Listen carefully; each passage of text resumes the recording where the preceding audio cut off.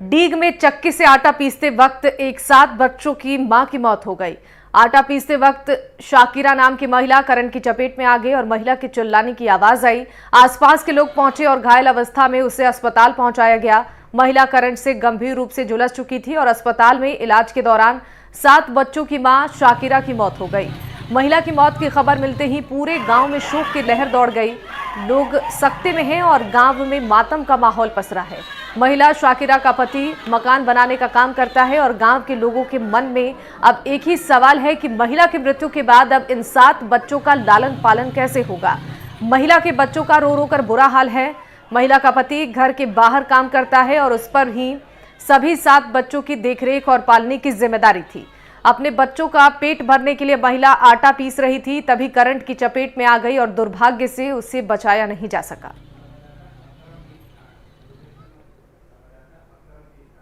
और इसी खबर पर ज्यादा जानकारी देंगे संवाददाता अकरम दीन हमारे साथ लाइव जुड़ चुके हैं।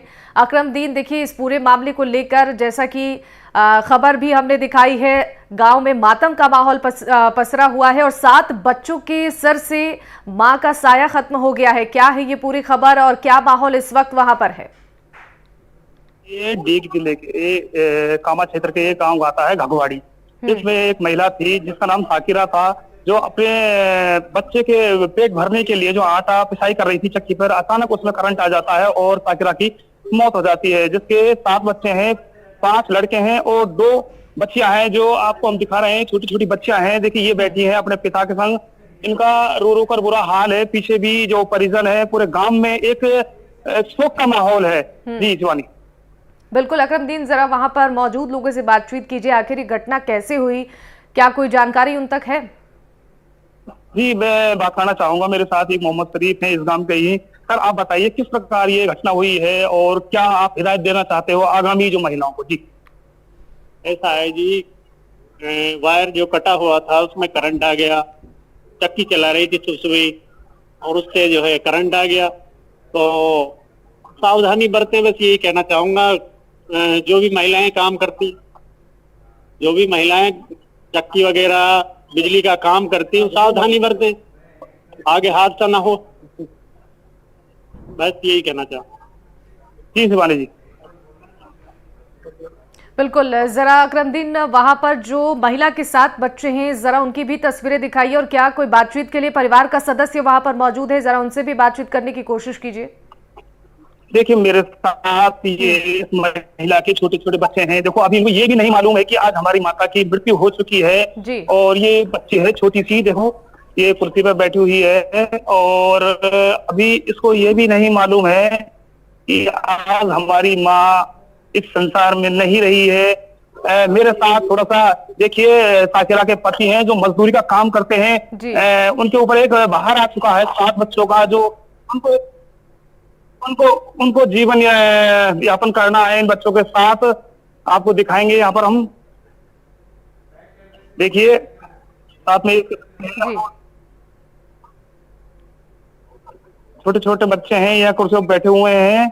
और ये देखिए छोटे, ये एक जो बड़ा लड़का है जो रो रहे हैं और जिन्होंने +2 कर रखी है। और इनके पिता इनका पिता है जो इनको समझाइश कर रहा है कि।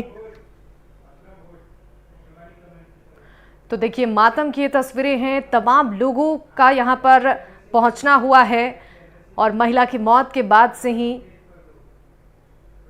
यहाँ पर मातम का माहौल पसर गया है। इलाज के दौरान दरअसल महिला ने दम तोड़ दिया और 7 छोटे छोटे मासूम बच्चे हैं महिला के, और बच्चों के लालन पालन की जिम्मेदारी अब पिता पर है, क्योंकि मां का साया अब बच्चों के सर से उठ गया है। ये बेहद ही दर्दनाक और मार्मिक तस्वीरें आप देख रहे हैं डीग से, जहां पर करंट लगने से एक महिला की जान चली गई है।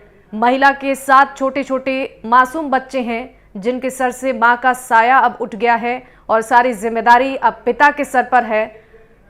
बच्चों की उम्र छोटी है और ऐसे में एक बड़ी जिम्मेदारी अब पिता के सर पर है।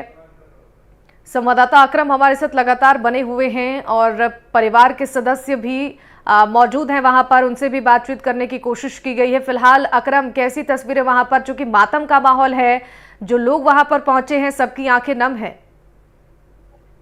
जी शिवानी जी, जो यहाँ पर जो भी लोग इसकी घटना की सूचना पाकर जो पहुंच रहे हैं, सबकी आंखें इस टाइम नम है। आप देख सकते हैं मेरे पीछे यहाँ पर हुजूम लगा हुआ है। सभी इस घड़ी की दुख की घड़ी में आए हैं और इनके रिश्तेदार हैं दूर दराज से, वो भी आ रहे हैं, क्योंकि ये एक बड़ी ही घटना है। जो हमारे राजस्थान के अंदर एक 7 बच्चों की माँ होती है, जो अपने बच्चों को खाने के लिए आटा पीसती है, फिर करंट के दौरान उसकी मृत्यु हो जाती है। जी शिवानी जी।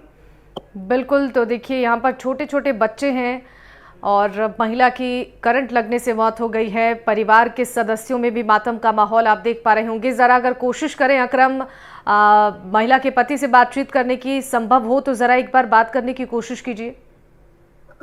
देखिए, हम जो शाकिरा जो महिला है उसके पति से बात करने की कोशिश करेंगे। हालांकि इस टाइम बहुत ही वह दुख की घड़ी में है। अगर 2 शब्द बोलना चाहेंगे तो हमारे चैनल पर। जी फारूक जी, कैसे ये घटना हुई, थोड़ा सा इसके बारे में बताएं। हम जानते हैं कि आपके संग बहुत बड़ी घटना हुई है और 7 बच्चों का भार आपके ऊपर है। जी फारूक जी, थोड़ा सा धैर्य बांधकर इस बात को बताएं, क्योंकि आपको ही पालन पोषण करना। सुबह में नमाज पढ़ने के लिए गया था, जब वो नमाज पढ़कर दुआ मांग रही थी कमरे में ही, मैं वहां से खड़ा होकर नमाज पढ़ने के लिए चला गया। जब मैं नमाज पढ़कर वापस लौटा तो इसने चक्की चला रखी थी, मुझे आवाज भी आ रही थी। फिर मैं कमरे में लेट गया थोड़ी सी देर, 2 मिनट 2 कॉल किए थे मैंने किसी भाई के लिए। फिर मैंने एक मैसेज आया था इस पे व्हाट्सएप पे, लाइट 6 बजे से 9 बजे तक बंद रही। मैं भैंसों के लिए कुंडी में पानी भरने के लिए मोटर चला के नहीं मैंने वो कुंडी भरी थी। मैंने इसको जब आवाज भी दी थी, लेकिन ये बोली नहीं थी। मैंने सोचा कि हो सकता है इसको आवाज में, चक्की की आवाज में नहीं सुन या ऊपर हो, और सारे बच्चे ऊपर थे।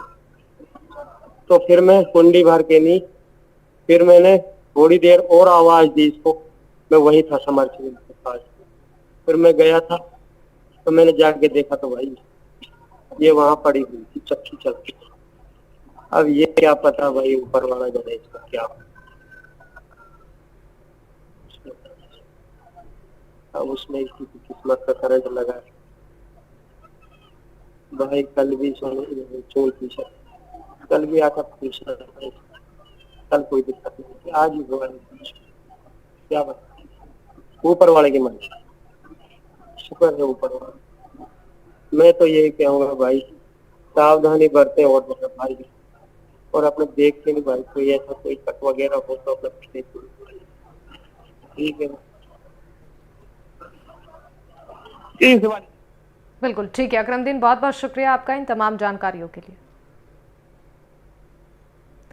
बढ़ते आगे, भीलवाड़ा में अंधविश्वास की आंच में भेंट मासूम बच्ची चढ़ गई। 8 महीने की मासूम बच्ची को इलाज के नाम पर गर्म सलाख से दाग दिया गया। इसके बाद हालात बिगड़ने पर उसे जिला चिकित्सालय में भर्ती करवाया गया। घायल हुई मासूम बच्ची चित्तौड़गढ़ के रूपपुरा माल का खेड़ा गंगरार की रहने वाली है। उसका इलाज भीलवाड़ा के महात्मा गांधी चिकित्सालय के NICU वार्ड में चल रहा है और घटनाक्रम पर बच्ची के परिजनों ने मौन साध रखा है।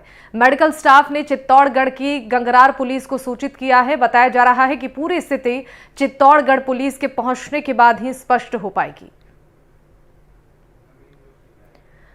और इसी खबर पर ज्यादा जानकारी देंगे संवाददाता नवीन जोशी हमारे साथ लाइव जुड़ रहे हैं। नवीन, अंधविश्वास के भेंट मासूम बच्ची चढ़ गई है, इस पूरे मामले को लेकर फिलहाल क्या अपडेट है? बच्ची के स्वास्थ्य को लेकर क्या जानकारी मिल रही है?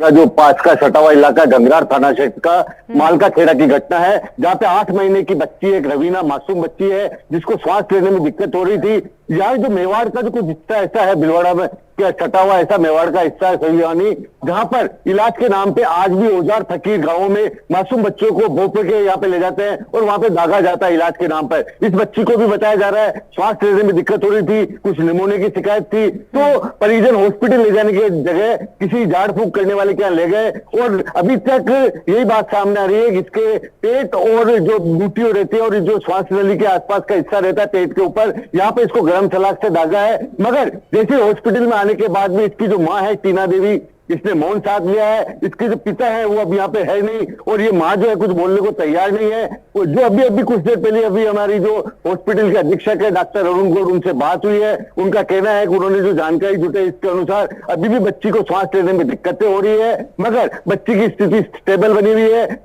ये बात तय है कि भीलवाड़ा जिले और भीलवाड़ा के आसपास जो मेवाड़ का क्षेत्र है, यहाँ पर अभी भी बच्चों को इलाज के नाम पर अशिक्षा के चलते ऐसे गर्म सलाखों से दागकर आज जो अंधविश्वास की आंच में झोंका जा रहा है। ऐसे कई बच्चों का जीवन संकट में आ गया। करीब आधा दर्जन बच्चे पिछले 2 साल में ऐसे अंधविश्वास की आंच की भेंट चढ़ चुके हैं और अपना जीवन खो चुके हैं। शिवानी। बिल्कुल नवीन, फिलहाल इस पूरे मामले को लेकर प्रशासन की तरफ से क्या कोई संज्ञान लिया गया है और परिजनों का क्या कुछ कहना है? अभी इस मामले में हमारी जो हॉस्पिटल अधीक्षक से बात हुई, उन्होंने कहा इस बात को लेकर उन्होंने जो भी संबंधित जिसको कह सकते हैं बाल कल्याण समिति है उसको सूचित कर दिया है। और बाल कल्याण समिति की जो चेयरपर्सन है चंद्रकला ओझा, वो कुछ ही देर में हॉस्पिटल पहुंचने की बात आ रही है सामने, उसके बाद में स्पष्ट हो पाएगी। मगर अभी तक हॉस्पिटल स्टाफ जो है वो भी कुछ भी कहने से बच रहा है। इसका सीधा कारण ये है कि भीलवाड़ा में हर महीने करीब ऐसा एक नई घटना सामने आती है, उसमें 80% का मामले ऐसे होते हैं जिसमें परिजन मुकर जाते हैं। दागा है, किसी ने भोपे ने दागा, कहीं दादी दागती है, कहीं नानी दागती है, बच्चों को इलाज के नाम पे आज भी। और देखिए सबसे बड़ी बात शिवानी, जो सोचने वाली बात और सबसे बड़ा एक सामाजिक का जो ताना बना है, जो शिक्षा की बातें तो बहुत की जाती है मगर कितना धरातल पे काम हो रहा है, इससे आप नमूना लगा सकते हो, अंदाजा लगा सकते हो। नमूना है ये, वानगी है कि हमारे प्रदेश में बार बार कहा जाता है बच्चों को शिक्षित करो, परिजनों को शिक्षित करो, मगर शिक्षा का क्या आलम है धरातल पे, इसका अंदाजा आप इससे लगा सकते हो। इन घटनाओं से बार बार सामने आता है। आज भी परिजन बच्चों के इलाज के लिए हॉस्पिटल की जगह ओझा और फकीरों के भोप के ले जा रहे हैं। शिवानी। ठीक है नवीन, आपका बहुत बहुत शुक्रिया इन तमाम जानकारियों के लिए। बढ़ते आगे, सवाई माधोपुर के बौली थाना क्षेत्र से गुजर रहे एक्सप्रेस वे पर बीते 5 मई को हुए भीषण सड़क हादसे में 6 लोगों की मौत हो गई थी। इस मामले में बौली थाना पुलिस ने आरोपी चालक, ट्रक मालिक और सहयोगी को गिरफ्तार कर लिया है। बौली थाना के सब इंस्पेक्टर जगदीश ने बताया कि 5 मई को एक्सप्रेसवे पर ट्रक की टक्कर से सीकर के रहने वाले कार सवार 6 लोगों की मौत हुई थी और 2 मासूम बच्चे घायल हुए थे। जिस मामले में मृतकों में से एक कैलाश चौधरी के भाई उम्मेद सिंह ने अज्ञात वाहन चालक के खिलाफ मामला दर्ज करवाया था। पुलिस की स्पेशल टीम हफ्ते भर से आरोपियों की तलाश में दबिश दे रही थी और पुलिस ने इस जांच के दौरान आरोपी को अवैध बजरी परिवहन के व्यवसाय में संलिप्त पाए गए और हादसे के दिन एक्सप्रेसवे पर बने हुए अस्थायी बजरी स्टॉक के से बजरी भरने के लिए जा रही थी और हादसे में 6 साल की लड़की और 10 साल के लड़के का अभी भी जयपुर में उपचार चल रहा है। आरोपी चालक ने अपनी कम अकली से हाईवे पर यू टर्न लेना चाहा, जिसकी वजह से यह हादसा हुआ और अमानवीयता के चलते वो वहां से फरार हो गया।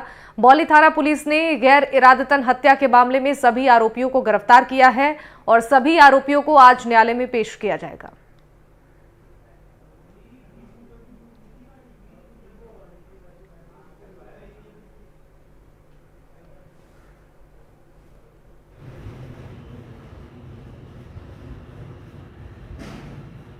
में 2024 को रिक्लाइन पे जो घटना घटित हुई थी उसमें 6 आदमी मृत हुए, 2 बच्चे घायल हुए थे। उसमें जो मुख्य आरोपी है चालक राजेश सरोफ हनुमान, जाति मीणा, निवासी अकबर, निवासी बड़ा गांव सरवर, और उसके जो गाड़ी मालिक है इंदिरा सरोफ गिरराज, जाति माली, निवासी डेडवारी, वह सहयोगी वीर सिंह सरोफ गिरराज, जाति माली, निवासी डेडवारी को और गिरफ्तार किया गया है।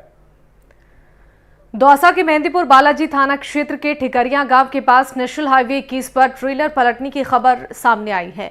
खबर है कि तेज रफ्तार ट्रेलर बेकाबू होकर पलट गया और इसके चपेट में बाइक पर सवार 2 लोग दबे हुए हैं।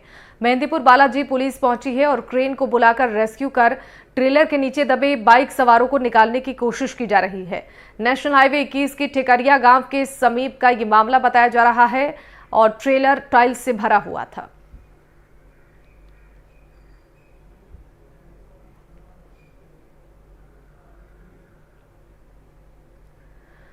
सीकर में लूट की सूचना मिलने पर बदमाशों को पकड़ने गई पुलिस पर हमला हुआ है। इस हमले में एक पुलिस का जवान लक्ष्मण राम के घायल होने की खबर है। लूट की सूचना पर बदमाशों को पकड़ने जगमालपुरा क्षेत्र में पहुंची थी कोतवाली पुलिस और डीएसटी की टीम, तभी यह हमला हुआ है। इस मामले में पुलिस ने 2 आरोपियों को डिटेन किया है। सीकर पुलिस थोड़ी ही देर में पूरे मामले का खुलासा कर सकती है।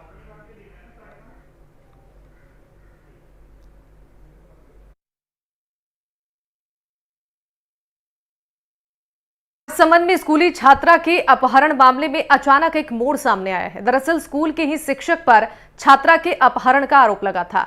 जिस छात्रा का अपहरण हुआ था वहीं छात्रा आरोपी शिक्षक के साथ एसपी कार्यालय पहुंच गई। दोनों ने बताया कि दोनों एक दूसरे के साथ रहना चाहते हैं। कोर्ट ने दोनों की सुरक्षा के आदेश दे दिए हैं और कोर्ट ने कहा है कि दोनों बालिग हैं। अगर वो साथ रहना चाहते हैं तो प्रशासन उनकी सुरक्षा सुनिश्चित करे। ये पूरा मामला राजसमंद के आमेट थाना क्षेत्र का है, जहां एक शिक्षक पर छात्रा का आरोप का अपहरण था। लेकिन अब कहानी में एक नया मोड़ आया है कि शिक्षक और छात्रा दोनों साथ रहना चाहते हैं।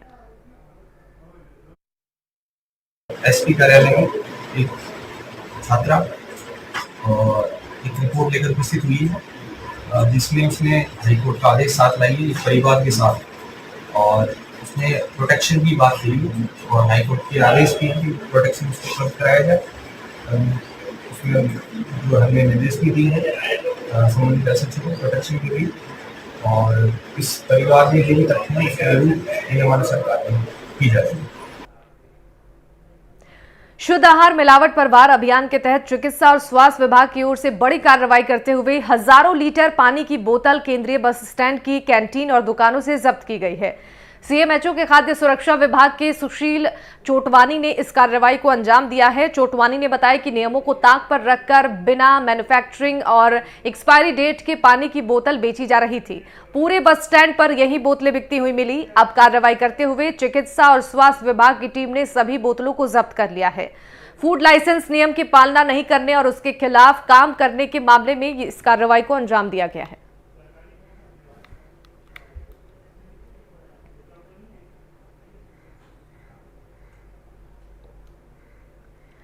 और झुंझुनू के सिंघाना में एक वांटेड अपराधी ने खुद को गोली मारने का एक मामला सामने आया है। दरअसल ये वांटेड क्रिमिनल पुलिस से भाग रहा था।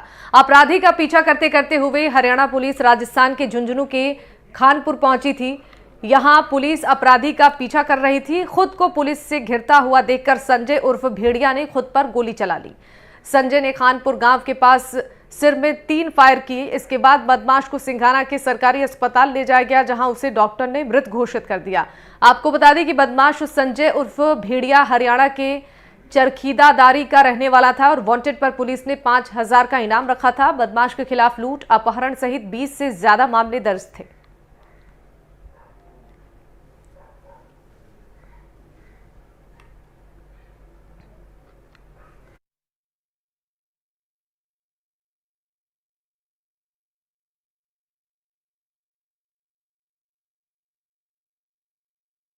एसटीएफ हरियाणा पुलिस इस केस को लेके आई थी लगभग 12:15 बजे। इनका कहना है कि ये मोस्ट वांटेड था। इसने अपनी खोपड़ी में पैराइटल बोन के पास एक गोली फायर की हुई है। ये ऊपर वाले सांस में की गैस्पिंग स्टेट में आया था और हेड इंजरी की वजह से इसकी डेथ हो चुकी है। अब आगे की जो कानूनी प्रक्रिया है वो अभी चालू है।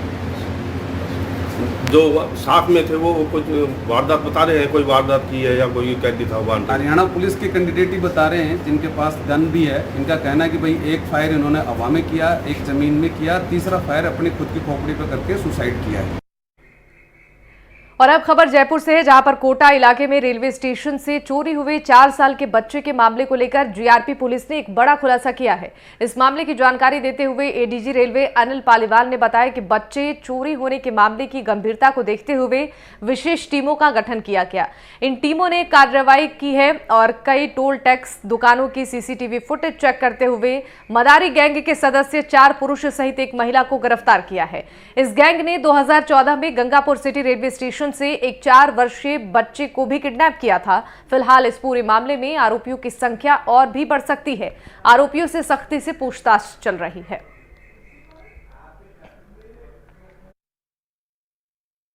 मदारी गैंग का पुलिस ने खुलासा किया है और हजारों किलोमीटर का पीछा करने के बाद और करीब 470 से ज्यादा सीसीटीवी फुटेज खंगालने के बाद पुलिस ने इन आरोपियों को जो है गिरफ्तार कर लिया है। क्या है ये पूरा मामला, किस तरह मदारी बनकर खेल दिखाते थे और अलग अलग जगह से, चाहे वो रेलवे स्टेशन हो चाहे दूसरे जो जगह थी, वहां से बच्चों को उठाने का काम ये गैंग करती थी। इस मामले की, इस पूरे घटना पर जानकारी देने के लिए एडीजी अनिल पालीवाल सर हमारे साथ हैं। सर, जीआरपी ने ये बड़ा खुलासा किया है और आपके निर्देशन में टीमें बनी, जयपुर, भोपाल, कोटा सहित अलग अलग जगह टीमें गई, 470 से ज़्यादा जो है सीसीटीवी खंगाले गए। किस तरह का ये पूरा मामला था सर? देखिए, 5-6 मई की दरमियानी बात है। कोटा रेलवे स्टेशन से एक पिता पुत्र जो हैं वो कोटा से फिरोजाबाद ट्रेन में जाना चाह रहे थे। एक ट्रेन मिस हो गई थी तो पिता दूसरी ट्रेन का टिकट लेने के लिए गए तो पीछे से 2 जने आए और बच्चे को किडनैप कर ले गए। जो मेन स्टेशन के सीसीटीवी है उन पे सामने आया कि एक मोटरसाइकिल यूज़ हुई है और 2 क्रिमिनल्स हैं। फिर अभय कमांड कोटा है, उसके कैमरे देखे गए तो इनका रूट धीरे धीरे डेवलप किया गया। झालावाड़, उसके आगे भोपाल तक का रूट आया। तो विशेष टीमें बना के एक जहाँ जहाँ ये दिखे उन कैमरों के पास जो भी लोग थे उनसे पूछताछ की गई। कहीं ढाबा है, कहीं दुकान है। तो उसी प्रक्रिया में एक ढाबे पे पता चला कि इन लोगों की माथाफोड़ी हुई उस ढाबे वालों से या वहाँ जो लड़के रहते हैं उनसे। उस समय इनसे उन ढाबे वालों ने एक नंबर मांगा था कि भाई तुम लोग कौन है, हम तुम्हारे घर पे फ़ोन करते हैं। जो नंबर दिया था वो हालांकि उस समय तो कॉल नहीं हो पाया था पर उसके मोबाइल में रह गया था।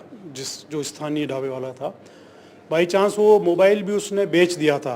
पर हमारी टीम पीछा करते करते जब तक उस मोबाइल तक पहुंची तब तक वो मोबाइल फॉर्मेट नहीं हुआ था और फॉर्चुनेटली वो नंबर मिल गया। उस नंबर से पूरा ये डेवलप हुआ और ये गैंग जो है जयपुर में एक लोकेशन पे पकड़ी गई। 5 लोग पकड़े गए जिसमें एक महिला भी शामिल है और बच्चा भी बरामद हुआ जो हेल्दी कंडीशन में है।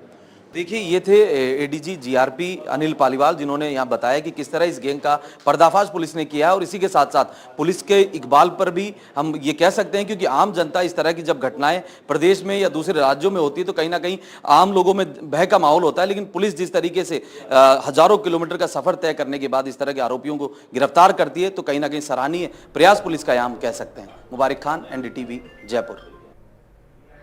गुरुग्राम में लॉरेंस गैंग के 5 कुख्यात शूटर्स गिरफ्तार हुए हैं। एसटीएफ ने जिन शूटर्स को गिरफ्तार किया है वो गैंगवार में हत्या की साजिश रच रहे थे।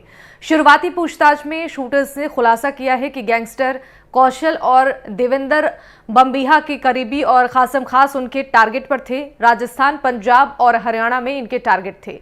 पेश है ये खास रिपोर्ट।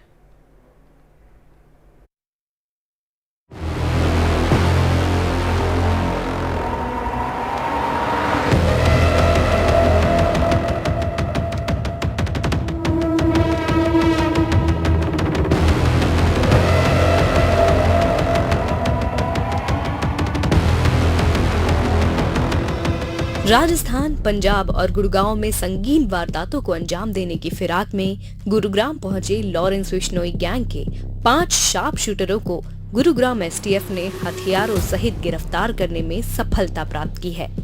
एसटीएफ के डीएसपी प्रीतपाल सिंह की माने तो एसटीएफ को सूचना मिली थी कि लॉरेंस विश्नोई गैंग के गुर्गे किसी बड़ी वारदात को अंजाम देने के लिए गुरुग्राम में डेरा जमा रहे हैं।